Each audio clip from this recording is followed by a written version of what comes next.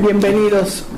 Tengo el gusto enorme de presentar a mi maestra queridísima, la doctora Susana Martínez Alcántara, que nos visita de la UAM Xochimilco, de la Maestría de Ciencias en la Salud de los Trabajadores, y tiene un currículum muy amplio. Voy a hacer una breve semblanza.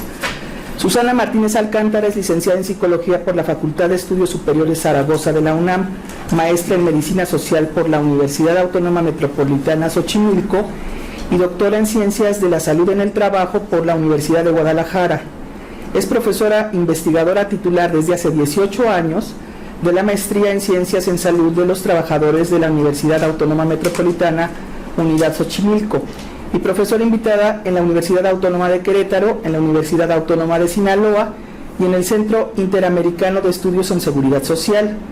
Fue jefa del área de investigación, salud y trabajo en el periodo de 2011 al 2013 en la UAM Xochimilco y actualmente es la coordinadora de la maestría por un segundo periodo.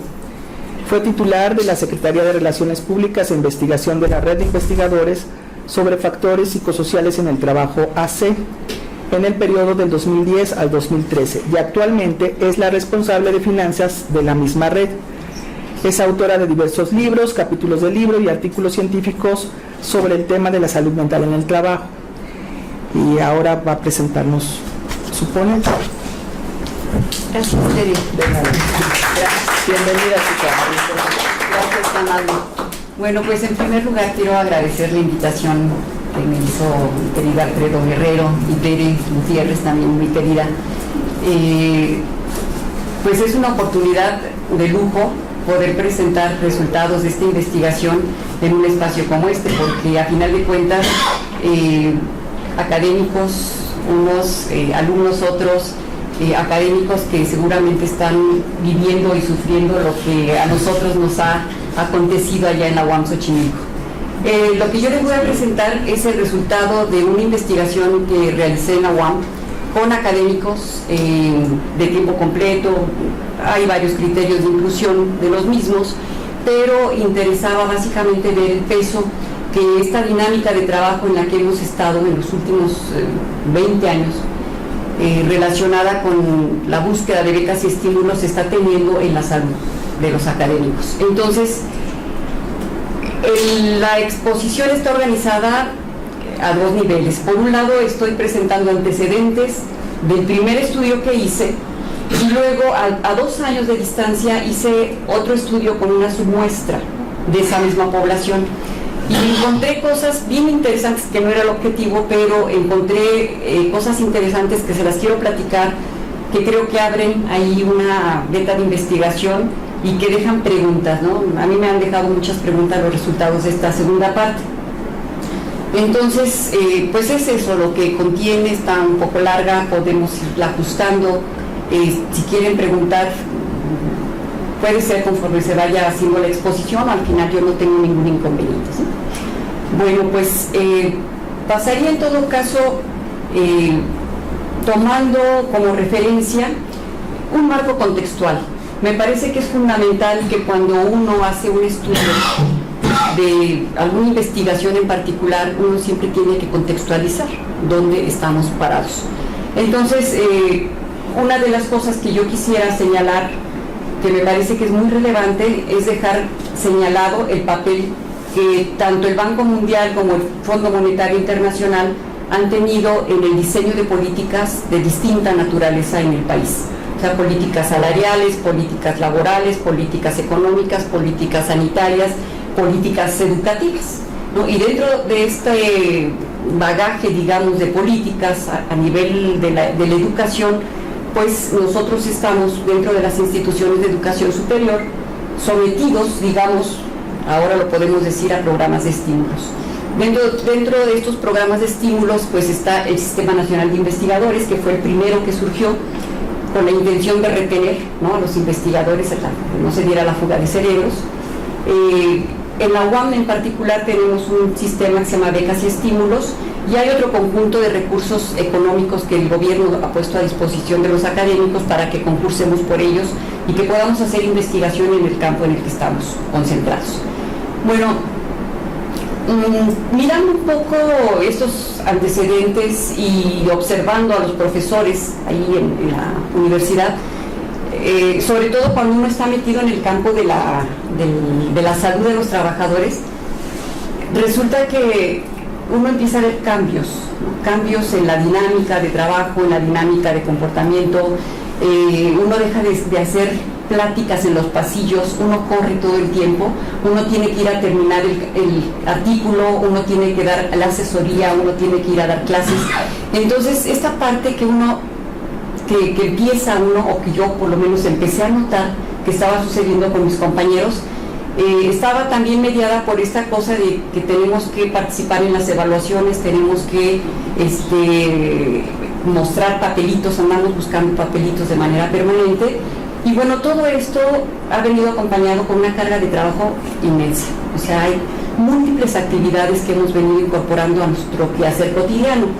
Entonces, junto con esto, algo que fue muy evidente cuando yo decidí estudiar a esta población fue pues que empezamos a mostrar síntomas de mucha ansiedad, ¿no? Síntomas de irritabilidad, algunos casos de profesores jóvenes que habían fallecido, 50 y tantos años, fulminados ahí con un infarto, en fin, bueno, pues había como muchas evidencias de que seguramente éramos una población ya no tan privilegiada, ¿no? Como siempre nos dijeron que éramos los profesores universitarios, y pues decidí que estudiaba a esta población.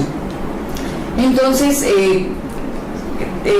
armé un programa, un proyecto que se llamó Programa de Estímulos Económicos y su relación con diversos satisfactores y trastornos en la salud de trabajadores académicos. Esto es en la UAM Xochimilco.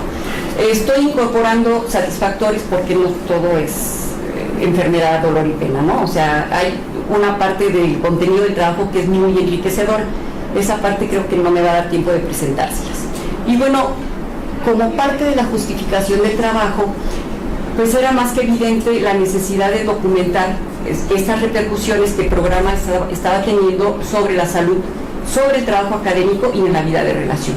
Hay un montón de investigadores que están abordando ya, por ejemplo, las consecuencias sobre el trabajo, sobre los alumnos, sobre las universidades que estos programas están teniendo. Entonces, a mí me interesaba documentar esta parte que tiene que ver con la salud. También, una vez que tuviera el resultado del estudio, pues desde la planta académica poder generar propuestas de intervención, ¿no? Sobre aquellas cuestiones que se hubieran perfilado como problemáticas. Por supuesto que una cuestión así un poco utópica era recuperar esta productividad creativa, ¿no? Que durante muchos años, por lo menos a mí me tocó verla en calidad de alumna, con mis profesores, que no estaba tan motivada por esta cuestión de carácter económico. Entonces, bueno, si en algún rato pudiéramos recuperar esa productividad creativa, yo creo que vendríamos dándole un giro importante a la vida. Y bueno, y nosotros tenemos el mismo problema que tienen ustedes acá. No tenemos un programa de retiro digno. Entonces, los profesores estamos laborando, hay profes de 75, cerca de 80 años, que no están dispuestos a jubilarse porque se van sin estímulos, sin becas, sin SNI, sin seguro de gastos médicos, y enfermos y viejos, en fin.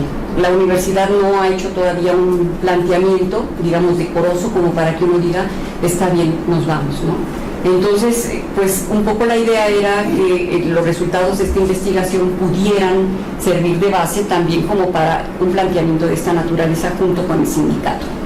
Bueno, en la UAM tenemos 5 diferentes becas. Tenemos una beca a la docencia, tenemos una beca asociada a la investigación, tenemos un estímulo anual, y una vez que hemos alcanzado el puntaje más alto en el tabulador, nos dan un estímulo a la trayectoria académica sobresaliente, se llama, y que puede ir, ahí están señalados los salarios mínimos que van de 0.9 hasta 5.1 salarios mínimos. Y también, dependiendo del nivel de formación, si somos maestros, somos doctores, también nos dan de 2 y cacho salarios mínimos a 5.1 salarios mínimos. Entonces, cuando uno suma, y por otro lado está el SNI, ¿no? Si uno suma los salarios mínimos que ofrecen las becas y los estímulos, pues resulta que muchas veces son el 65% en realidad de los ingresos. Entonces, pues uno no está como muy dispuesto, ¿no? Sobre todo la gente que ha decidido estar en esta carrera académica, bueno, pues está un poco difícil decir no. Bueno, entonces como objetivo general de aquel estudio me planteé analizar la asociación entre las exigencias laborales derivadas de la participación de este programa con un perfil de daño. El perfil de daño está conformado por ese conjunto de padecimientos que ustedes pueden ver ahí y que dan cuenta, a final de cuentas, de daños que podríamos nosotros tener en nuestra calidad de académicos. ¿Sí? Todos ellos son susceptibles pues, de que los presentemos. En el primer estudio me encontré entonces con este conjunto de riesgos y de exigencias que reportaron los académicos. Participaron 199 profesores, un muestreo aleatorio de Xochimilco. Y bueno, si ustedes observan las exigencias, todas tienen que ver con el tener que realizar trabajos pendientes en día de descanso, con prolongación de la jornada, con cubrir una cuota de producción. Y la última condición es la adopción de posturas incómodas, que solamente el 19% lo reporta, pero que cuando se cruza con los daños aparece como muy importante esta condición. Y por posturas incómodas estamos entendiendo pues pasar todo el día sentados o estar mucho rato parados, en fin. El perfil de daño de estos profesores estuvo caracterizado por el distrés, una sintomatología florida de distrés. 4 de cada 10 la presentaron. La disfonía y los trastornos musculoesqueléticos, también 38 de cada 100. El trastorno del sueño, la ansiedad y la fatiga, 3 de cada 10. Y, bueno, fatiga neurovisual, depresión, 19%. Entonces encontramos 332 trastornos por cada 100 trabajadores. Quiere decir que había 3 trastornos por cada trabajador que pues estaba en ese momento trabajando, que iba todos los días a la universidad, que estaba sano, ¿no? O sea, andamos nosotros transitando con alguna de estas condiciones encima. Cuando crucé los daños a la salud con esta variable, de los que me dijeron que realizan sus trabajos pendientes en horas o días de descanso, si ustedes observan la ansiedad, los trastornos del sueño, la fatiga y la lumbalgia, están duplicadas o triplicadas en aquellos que dijeron sí. Y en el caso de la fatiga neurovisual, bueno, no encontramos trabajadores que la presentaran. Todas están asociadas estadísticamente a estos resultados. La adopción de las posiciones incómodas, por ejemplo, si ustedes observan, está asociada con un montón de daños. Si alcanzamos a ver la razón de prevalencia, es decir, los que sí tienen el distrés y tienen posiciones incómodas contra los que no tienen posición incómoda pero también presentan el distrés, pues nos encontramos con una razón de 1.48. El intervalo de confianza es significativo y la G cuadrada también. Y de ahí hacia abajo pues estamos encontrando asociaciones de este tipo. Por ejemplo, la fatiga está 2.30 veces presente en aquellos que tienen estas o que reportaron estas posiciones incómodas. Y una cosa muy interesante también fue el caso de la edad. Generalmente la enfermedad se asocia con la edad, ¿no? Uno dice, bueno, pues es que ya están viejitos, pues se enferman, y con razón. Pues no, resulta que en este estudio salió al revés. La gente con menos de 44 años, si ustedes observan, la lumbalgia se asoció con una P de 0.04 y se presentó en 44 de cada 100 de los que tienen menos de 44, y los demás de 65 años apenas sí la reportaron 9 de cada 100. Entonces, si nosotros hacemos ahí una razón de prevalencia, 44 entre 9, pues son como 5 veces más, ¿no? Algo así. Lo mismo pasó con los psicosomáticos digestivos, con la migraña, con la cefalea neurovisual y la tensional. Perdón, la fatiga neurovisual. Entonces, bueno, una explicación de estos resultados en la gente joven, pues es la gente joven que está haciendo tablas, que está en la carrera académica, que está tratando de llegar a los lugares que ya tienen pues nuestros connotados profesores eméritos, ¿no? O sea, que ya se les pide a ellos que por favor publiquen mi revista, ese tipo de cosas que los jóvenes que están haciendo tablas pues todavía no tienen. Entonces, y cuando se cruza por antigüedad sucede un fenómeno similar. O sea, los menos antiguos son también los que están presentando mayores años. Bueno, cuando cruzo las becas a la docencia, sí se asoció con la disfonía con punto 03. La beca a la docencia parece como lógica la asociación, ¿no? Los que dan clases pues tienen más problemas de disfonía. La beca de investigación con el distrés de manera marginal, con punto 07, y la pertenencia al ESNI con nada. La explicación que damos ahora a esto, después de darle vueltas al asunto y de platicarlo con los académicos, pues es también relacionada con la cuestión de prestigio, ¿no? que implica el pertenecer al ESNI, la parte económica que reportan las becas y los estímulos. O sea, en realidad esta es una condición benéfica. El problema es cuando vemos las tareas que se tienen que hacer para alcanzar las mismas. Y esa es una de las cosas que, bueno, ya les mostré un poquito atrás, ¿no? Los que tienen que trabajar, bueno, en días festivos tienen mayores problemas de salud. La distribución de la beca y el ESNI por género pues está más o menos parecida. La beca la tiene 56% de hombres y 44% de mujeres, y en el caso del ESNI hubo una distribución parecida. También le pregunté si había habido algunas consecuencias en su vida, en su salud, una vez que pertenecen al sistema, a las becas y estímulos y al ESNI. Entonces, si ustedes ven la primera barra, la de 90, ahí me están diciendo el 90% que sí les ha permitido mejorar sus condiciones de vida.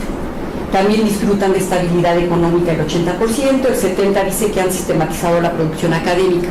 Y luego hacia el final, las barras más chiquitas son exigencias que empiezan a perfilarse de manera negativa, ¿no? Por ejemplo, el 40% dice que sacrifica el trabajo en equipo en aras de alcanzar las becas, que ha habido un deterioro en su vida familiar, social y laboral, y esto lo presenta el 30%, y también un deterioro en la calidad de la producción científica, el 20%.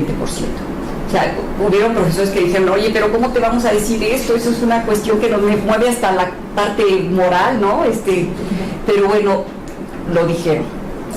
Y cuando yo cruzo estas consecuencias con los daños a la salud, si ustedes ven el número 1, ¿considera usted que ha habido un deterioro en la calidad de su producción científica desde que se incorporó al programa de becas y estímulos?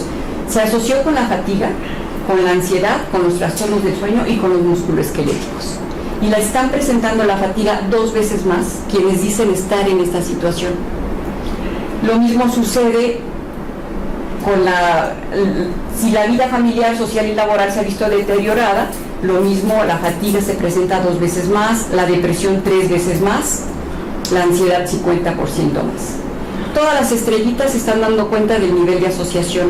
¿Sí? Una es 0.05, 2 es 0.01 y 3.001.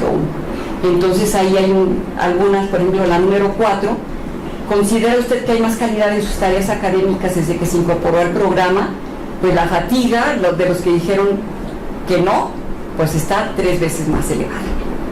Bueno, y luego hicimos un estudio por conglomerados para ubicar a conjuntos de trabajadores que nos pudieran reportar cómo estaban ellos percibiendo estas condiciones.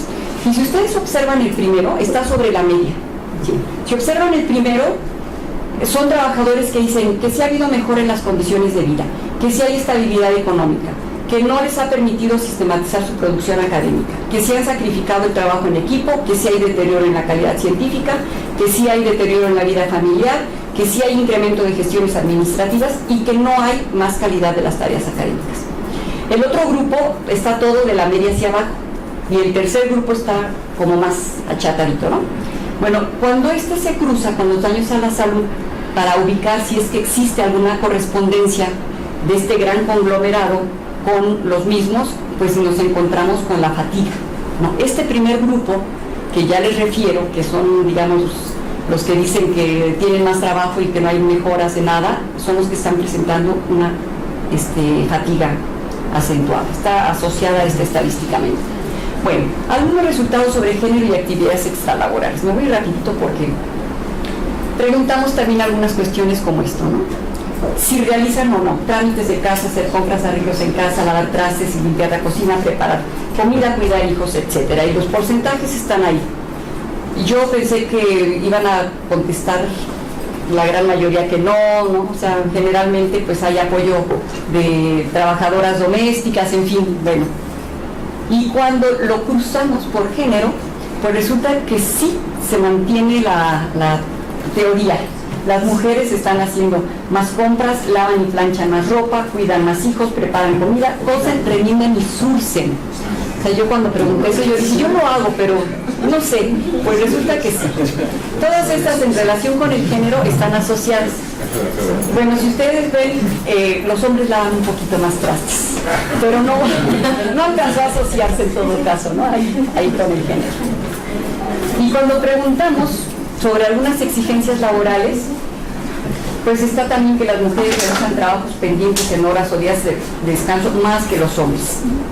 También realizan un trabajo, tienen ya la concepción de que el trabajo que están realizando les puede ocasionar un daño en su salud.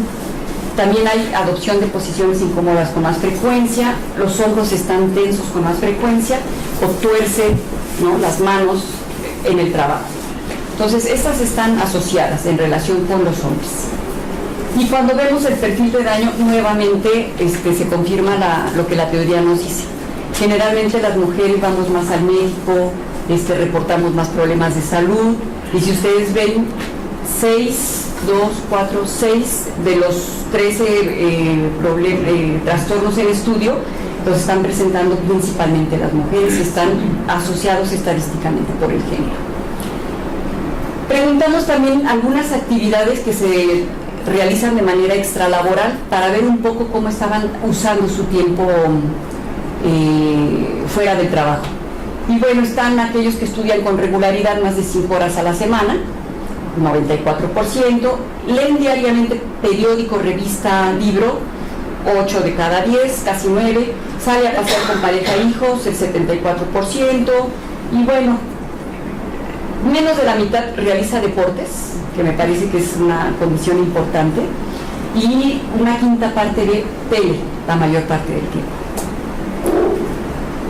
Cuando cruzo los trastornos con la falta de ejercicio, pues resulta que se asocia la fatiga neurovisual, los trastornos psicosomáticos y el distrés.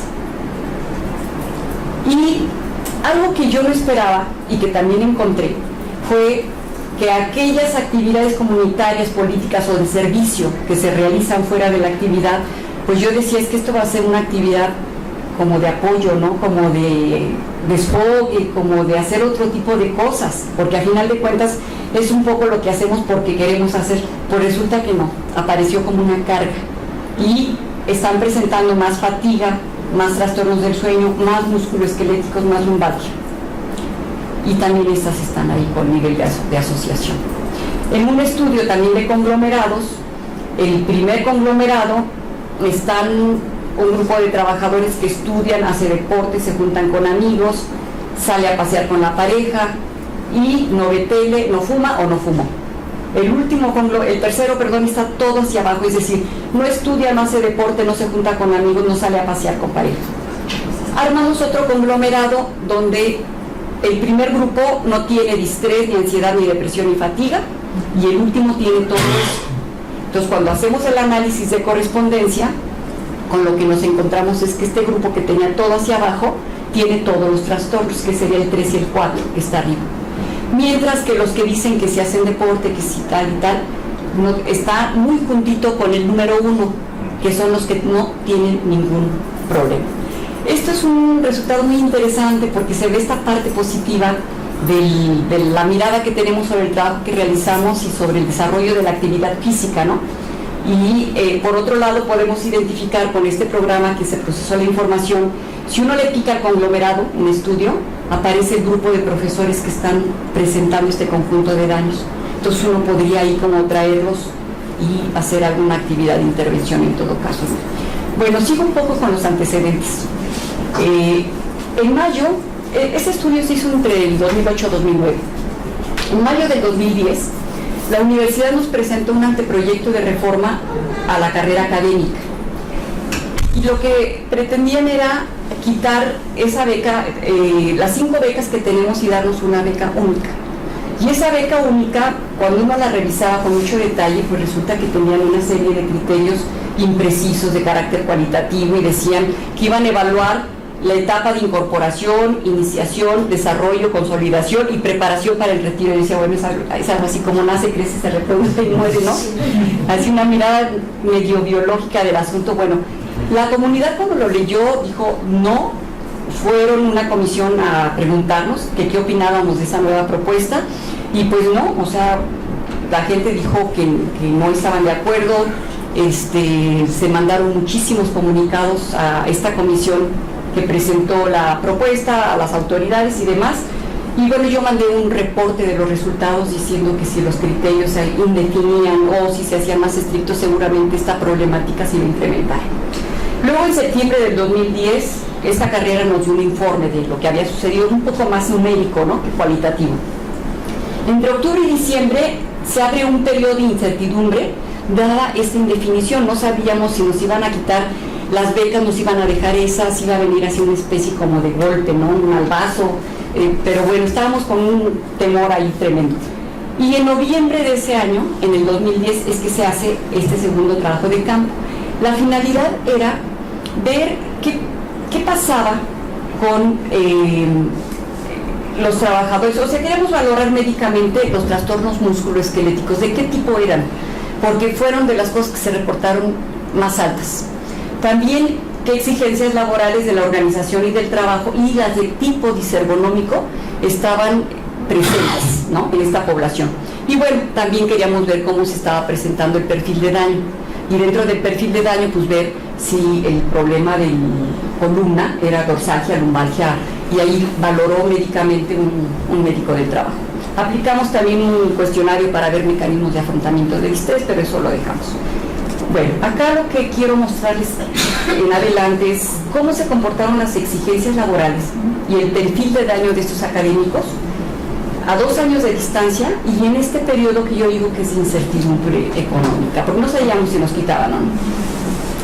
Bueno, en el 2008 el muestreo fue aleatorio por conglomerados, participaron 199 trabajadores, se aplicó esta encuesta individual, se valoraron ese tipo de variables. Y en el 2010 se tomó una submuestra de estos 199, participaron 81 trabajadores, se aplicó nuevamente la encuesta y se valoró médicamente los trastornos musculoesqueléticos.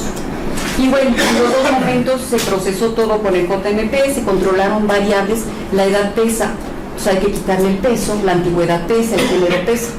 Entonces se controlaron esas variables y se calcularon estas estadísticos. Bueno, la distribución de hombres y mujeres se comportó muy parecida a nuestra muestra, a nuestro muestreo original.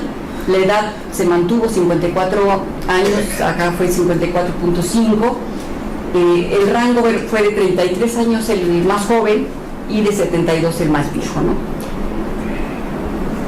Las características, bueno, el 46% tiene doctorado, 34% maestría, cada vez hay una mayor formación y el 90% son titulares. Y luego, las becas, una cosa que llama la atención es que las becas a la carrera docente, todo el mundo, los que estaban dando clases siguen dando clase y el 90% tiene la beca. Pero la beca a la permanencia, que es la beca a la investigación, en aquel momento la tenía el 63% y se incrementó al 75%. También ligeramente los grados académicos, el estímulo a la docencia se incrementó, la trayectoria académica se incrementó y también la pertenencia al Sistema Nacional de Investigadores. Si ustedes observan las exigencias en los 2 distintos momentos, en el 2008 y en el 2010, trabajar en días de descanso se mantuvo igual, pero de ahí para abajo permanecer sentado la mayor parte del tiempo se incrementó. El trabajar con los hombros tensos se incrementó, las posiciones incómodas se incrementaron, las muñecas quedaron iguales y también lo mismo realizar trabajo de pie. El que uno considere que el trabajo que está haciendo le está afectando la salud se incrementó también. Y el perfil de daño, tomamos el perfil de daño de los 81 que participaron en el primer momento y a 2 años después que volvimos a medir, pues resulta que prácticamente todo se incrementó. En el caso del distrés, disminuyó, y era una de las cosas que yo les digo, que se abre como una beta ahí de investigación, porque en términos teóricos lo que nosotros decimos es que cuando el estrés es sostenido, es crónico, empieza el trabajador a presentar una serie de síntomas donde la fatiga aparece como el indicador primario, ¿no? Pero que de mantenerse uno bajo esas condiciones es posible que se empiecen a desarrollar problemas de otra naturaleza, como pueden ser los trastornos esqueléticos, la ansiedad, la depresión. Yo no sé, quisiera creer que hay un poco este cambio cualitativo en el caso del estrés, porque todos los demás padecimientos, los musculoesqueléticos, se fueron para arriba, de 51 al 79, la ansiedad de 44 a 52, la fatiga de 37 a 51, trastorno del sueño 37 a 42, la fatiga neurovisual estaba parejita, la depresión se incrementó al 40 de cada 100, la hipertensión, que la medimos también en ese momento, igualmente se incrementó. Entonces, bueno, esa es una cosa que salió después, porque hicimos el estudio, le entregamos esos resultados, y cuando nos dimos a la tarea de comparar, pues resulta que nos encontramos con este incremento en los daños. En el caso de hombres y mujeres, los trastornos musculoesqueléticos, si ustedes ven, en mujeres es el 76 en el 2008 y se incrementaron a 85. Y en el caso de los hombres eran 30 de cada 100 y se fueron al 74, más del doble. Entonces, y bueno, el resto de padecimientos también se fueron para arriba, ¿no? Entre periodos y por género. Las posiciones incómodas se asociaron de manera muy estrecha y igualmente se fueron para arriba. Los que tienen trastorno musculoesquelético están con casi el 100%, 92 de cada 100 están con esa problemática. El estrés mantiene esa tendencia a la baja, la fatiga se fue para arriba, la ansiedad y los trastornos del sueño, aunque no se asociaron. Los que trabajan con hombros tensos, pues una situación parecida, ¿no? Ahí están los datos. Los que tienen que tensar las muñecas, lo mismo, se fueron para arriba y están asociados. Y los que consideran que el trabajo que realizan les puede perjudicar la salud, bueno, no se asociaron, pero se fueron para arriba en el 2010. Los que no pueden fijar el ritmo del trabajo, que es uno de los rasgos positivos del trabajo que uno tiene, esa posibilidad de decir, bueno, ahorita hago esto, mañana esto, o no voy, no importa que me descuenten, ¿no? O que ni nos descuentan. Pues el estrés se fue para arriba, aquí se fue para arriba, y la ansiedad también. Y en ambos casos está asociado estadísticamente. Bueno, viene una parte de discusión de resultados. ¿Quieren que se las presente o platicamos un poquito sobre los resultados anteriores? ¿O avanzo? ¿Sí? ¿Avanzo? Sí, bueno. Miren, parte de la discusión de resultados, pues partimos por decir que hay una serie de determinantes de carácter económico, político, social, que están permeando en parte de estas, estos estudios o estos resultados específicos que estamos obteniendo, y que gran parte de estos determinantes tienen que ver con estas políticas neoliberales que se han venido imponiendo en las poblaciones trabajadoras durante la década de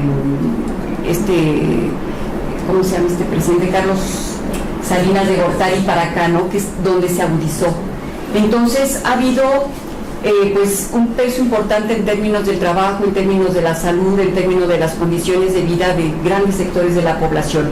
En el caso particular de las universidades, pareciera ser que año con año nos están incrementando el presupuesto, dicen que lo incrementan, pero en realidad parece, ya en los hechos concretos hay un recorte de los presupuestos que lo podemos evidenciar claramente en, por ejemplo, no contratación de plazas por profesores que se jubilan, por profesores que se mueren, por profesores que se van, ¿no? Que se salen pues de la universidad, que cambian de trabajo. Entonces no se están contratando ni sustituyendo esas plazas de base. Y lo que sí ha estado sucediendo en el caso de la universidad es que se está fomentando el trabajo temporal.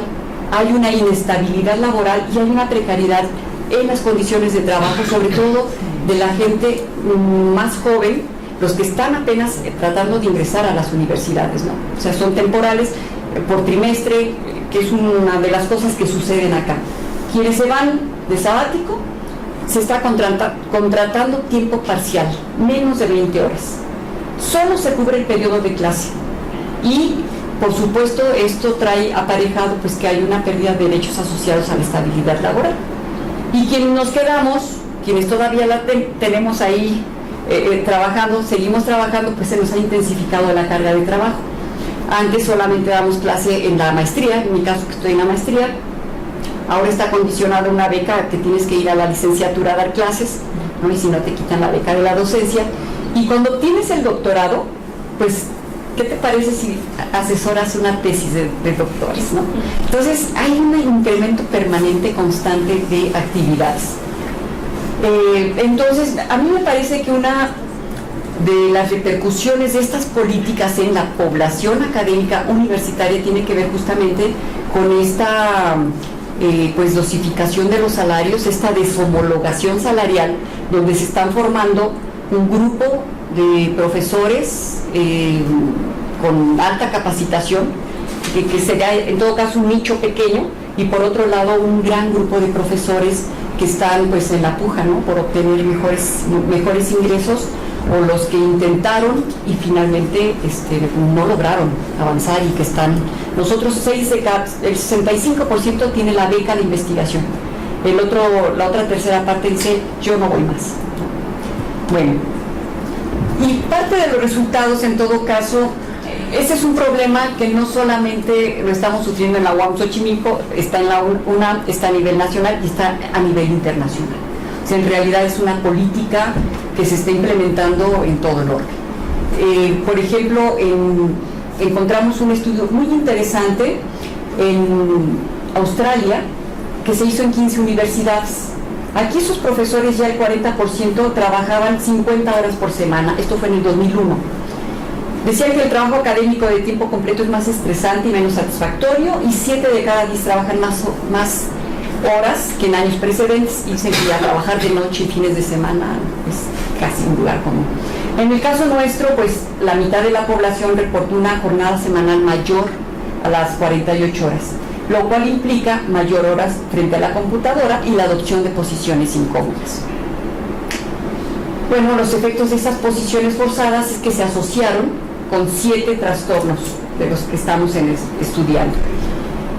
Hay otro estudio realizado por la OIT en el 2007 en diferentes países para ver qué tantas horas están trabajando, y pues resulta que en 50 países se estimó que de 600 millones de personas activas en el mundo, 1 de cada 5 trabaja más de 48 horas a la semana.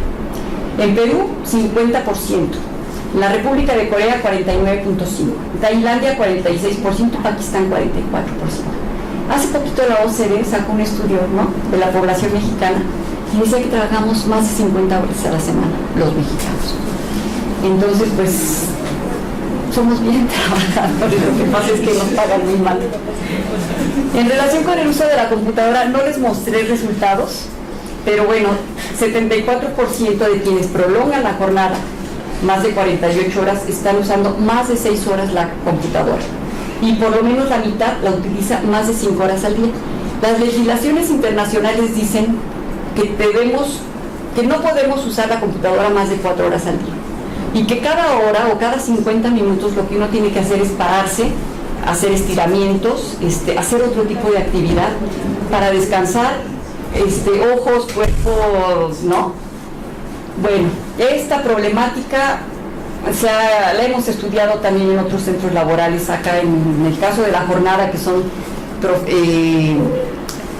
trabajadores del periódico que tienen que trabajar todo el tiempo. Es una cosa ahí más o menos escandalosa, y salieron ahí cosas interesantes.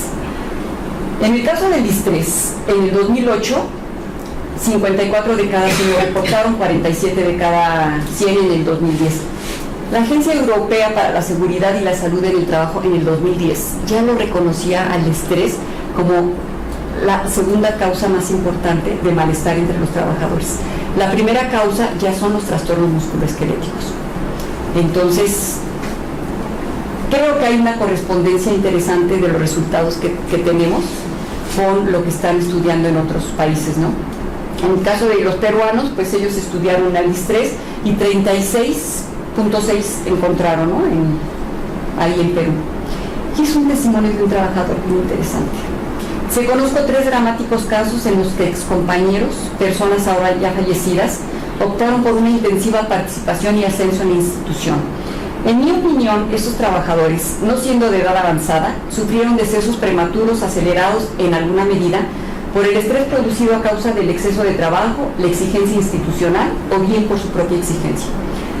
A mí me tocó, estando en el trabajo de campo, fue entre noviembre y diciembre y andaba correteando profesores en toda la universidad. Bueno, justo en la fiesta de la división, un profesor de 53 años se cayó ahí, fulminado con un infarto masivo. Y era jefe de departamento, estaba en la carrera absoluta, ¿no? Entonces, después hemos tenido otro conjunto de profesores que lamentablemente están falleciendo jóvenes, porque 55 años, 60 años de veras que no es como para que la gente se muera, ¿no? Bueno, los trastornos musculoesqueléticos, acá los encontramos incrementados en los 2 distintos momentos. La Agencia Europea también para la Salud y la Seguridad dice que 1/3 de las ausencias en el trabajo se deben a dolencias dorsolumbares.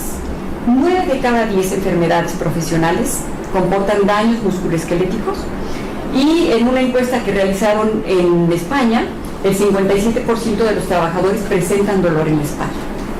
Es decir que está muy compartida la problemática.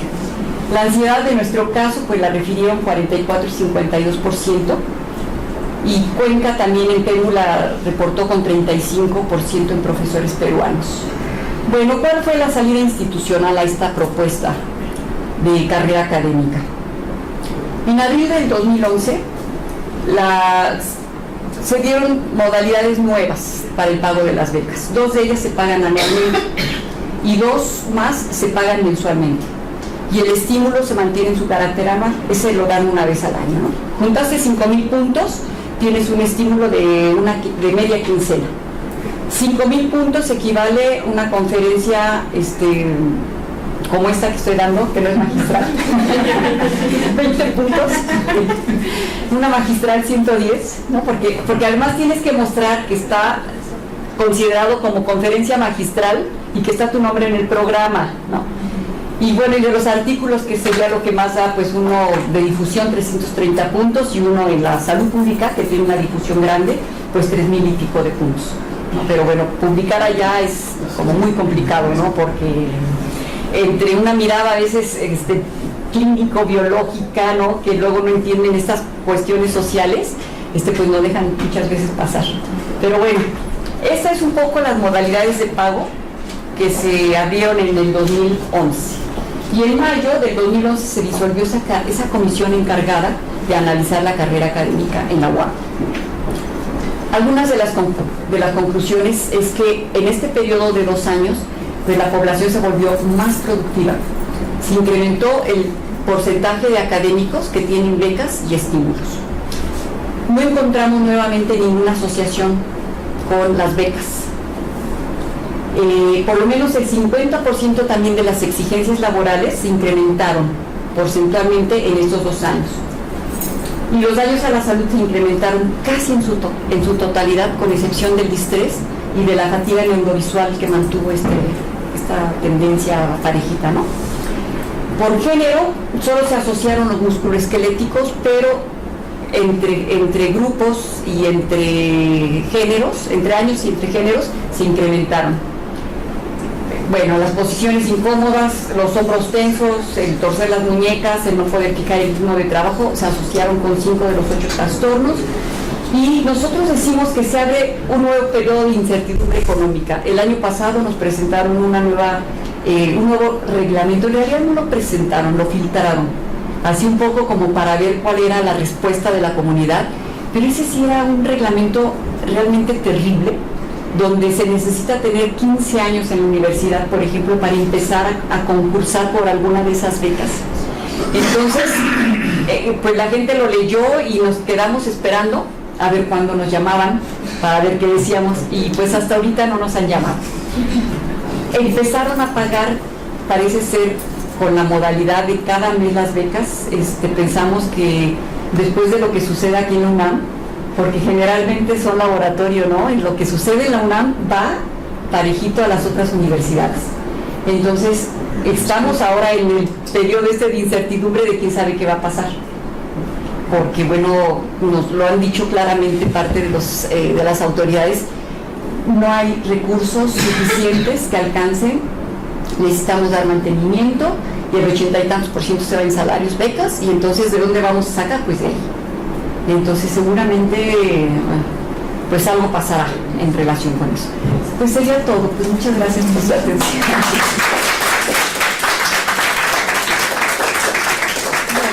No me eché las 2 horas, pensé que estaba más larga.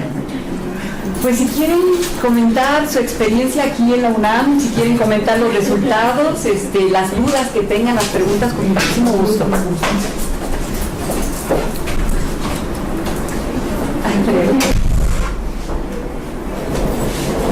los datos de investigación son realmente contundentes de algo que muchos profesores incluían que estaba ocurriendo en cuanto a los efectos de nuestra salud de estas programas que tienen 15 años, 20, 15 y 20. Sin embargo, comentando, no es una investigación, simplemente es reportar lo que yo he platicado con muchos profesores, no nada más de la facultad, sino de la UNAM. Y decir, bueno, pues si nos están matando, detengamos esto, ¿verdad? Acabemos con el programa de estímulos. Si lo he planteado no solamente en pasillos, sino también en situaciones oficiales. Y resulta que la mayoría de los profesores dicen no, hay que quitar esto, ¿verdad? Es una cuestión muy paradójica, y yo te preguntaría, ¿tú a qué piensas que hay esta negatividad a acabar con algo que realmente nos está dañando, ¿verdad? Debe de haber sus satisfactores, sí los hay, pero la evidencia que nos muestras es muy contundente, porque eso mismo pasa aquí. Si hiciera la investigación, pues habría cosas muy parecidas. Pero creo que atribuyes, digamos, ese rechazo de esta población, que aún dándose cuenta que está siendo dañada, dice no hay que quitar esto, no hay que cambiar. Yo creo que tiene que ver con algo que le ha sucedido a los trabajadores a lo largo de la vida, y que es que hemos monetarizado el riesgo. O sea, claramente sabemos nosotros que hay condiciones de sobreesfuerzo, de sobredemanda, y lo que estamos haciendo es permitir. O sea, no importa. Yo estoy pujando por alcanzar esa zanahoria jugosa que yo les digo, y pues estoy tratando de ver cómo hago para evitar los mayores males posibles. Hay quienes no reportan morbilidad, porque no todo el mundo la reporta, y que están metidos en esta dinámica, que posiblemente, digamos que la exposición, a mayor exposición hay mayor riesgo de daño a la salud. Entonces seguramente conforme avance el tiempo vayan apareciendo mayores problemas de salud, pero pues creo que es básicamente eso, la monetarización, porque nos permite tener mejores condiciones de vida. Esto un poco entre comillas, porque parte de los resultados y de lo que reportaron los académicos ahí de la UAM era, pues ya un 30% que digan es que sí hay un deterioro en la calidad de mi producción. Y si nosotros recurrimos a los reportes de otros investigadores que están dando cuenta del impacto que están teniendo en la docencia, porque ahora es, vámonos rápido a dar clases, y si no entendieron, hijos, búsquenle, vayan al internet. Entonces hay una consecuencia negativa sobre los alumnos, ¿no? Sobre la calidad del trabajo académico, porque ahora nos piden que presentemos en congresos nacionales, internacionales, y entonces es el refrito del refrito, porque lo que quieren son papelitos. Entonces, esa es yo digo que es perverso lo que está sucediendo, y uno está metido en esa dinámica porque hemos mejorado el salario y tenemos, digamos, yo digo, todo el derecho a tener un salario digno, la Constitución lo dice. El problema es cómo es que este gobierno entiende que va a dignificar el trabajo de los académicos repartiendo un recurso insuficiente a todas luces, porque si se diera un salario decoroso, que era una de las cosas que nosotros hemos planteado en la universidad, es pues que se incorporen las becas y los estímulos al salario, y ya. Entonces, pues nos vamos con eso. Pues no, tampoco se van, porque lo que ustedes están cotizando al ISSSTE son 10 salarios mínimos, y es con lo que ustedes se van a ir. Bueno, entonces veamos un retiro digno, ¿no?, que nos ofrece la universidad. Creo que en el Colegio de México, los profesores que se están yendo, les quitan becas, estímulos, todo eso, pero les están dando la posibilidad de contratarlos con una plaza bajita, y les dan la oportunidad de regresar a dar clases.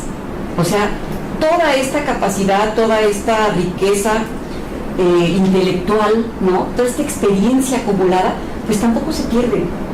Yo digo, se dignifica el trabajo de los profesores mayores, se les da un espacio, un poco lo que sucede en Estados Unidos, ¿no? Es eso lo que hacen.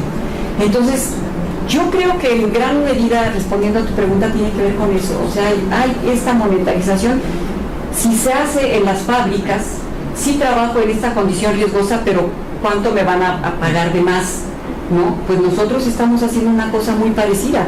Pues sí trabajo una jornada prolongada, porque yo ya sé de qué tamaño es la zanahoria, ¿no? Entonces estamos buscándola, y hay profes que han dicho, sabes que yo ya no voy. O sea, yo valoro mucho mi salud, estoy con mi familia en las tardes. Entonces estamos un poco en esta incertidumbre, ¿no?, de qué va a pasar, porque además están esas otras cosas de profes que publican 10 o 15 artículos al año, ¿no? No sé cómo le hacen. O sea, yo sufro para publicar un artículo, 2 al año. Entonces, pues son mecanismos, estrategias de sobrevivencia a final de cuentas. ¿Cómo hacemos? A ver, nos juntamos 10, tú escribes uno, tú otro, tú otro, tú otro, y entonces salimos todos. Entonces, son estrategias como las que los trabajadores sindicalizados o los obreros han venido desarrollando a lo largo de la vida. ¿Cómo hacemos para venir sobreviviendo, ¿no?, a esta demanda? Porque además, si revisamos los criterios para obtener becas y estímulos, cada vez se hacen más estrictos. Si revisamos los criterios para ingresar al SNI, es que cada vez está peor el asunto. Entonces uno dice, ¿cómo le hacemos? Entonces me parece que tendríamos que abrir la discusión en términos de qué tanto estamos cambiando la salud por un ingreso que, pues, por supuesto que sirve, nos permite a lo mejor viajar alguna vez al año a algún otro país, a lo mejor tener un carro de último año, a lo mejor tener a los hijos en la escuela privada, no sé, pero la salud se está viendo arrastrada. Sí. A mí me parece muy interesante los datos que se plantean, pero yo digamos, había que ir más allá de eso, ¿no? O sea, por ejemplo, lo que planteó ahorita Alfredo, pues de una u otra forma existe una complicidad entre los académicos para aceptar esas condiciones de trabajo, y como lo que usted mencionó en términos de que se desarrollan cierto tipo de estrategias. Una estrategia muy común es tener la mano de obra barata que dan los estudiantes, es decir, que ellos hacen el trabajo y yo me apropio, digamos, yo doy las indicaciones y me apropio del trabajo de ellos, y por lo tanto en ese sentido puedo producir, no sé, 5 o 10 artículos al año. El otro es el autoplagio, ya ni siquiera el plagio a otros investigadores, es el autoplagio, ¿no? Entonces, como que esas estrategias, o sea, a lo que voy es que de una u otra forma los mismos académicos han sido cómplices de un autodeterioro en sus condiciones de trabajo. ¿sí? Porque pues muchos de esos aceptan las condiciones porque no ven otra posibilidad, y entonces en ese sentido hemos pasado de una cultura de la búsqueda del conocimiento por una curiosidad propia a una mercantilización del conocimiento. Es decir, si yo produzco tantas cosas, pues tengo acceso a cierto tipo de bienes, ¿sí? Pero no sé, yo considero que es necesaria una discusión, y en ese sentido también ser pues que la comunidad académica sea más autocrítica, porque en efecto hay digamos como que hay ciertos niveles en los cuales ciertos académicos pues reciben una cantidad de dinero bastante alta en comparación con la mayoría, así que en comparación con la mayoría, ¿no? No sé, de quincenas de 75,000 pesos o algo así, ¿no?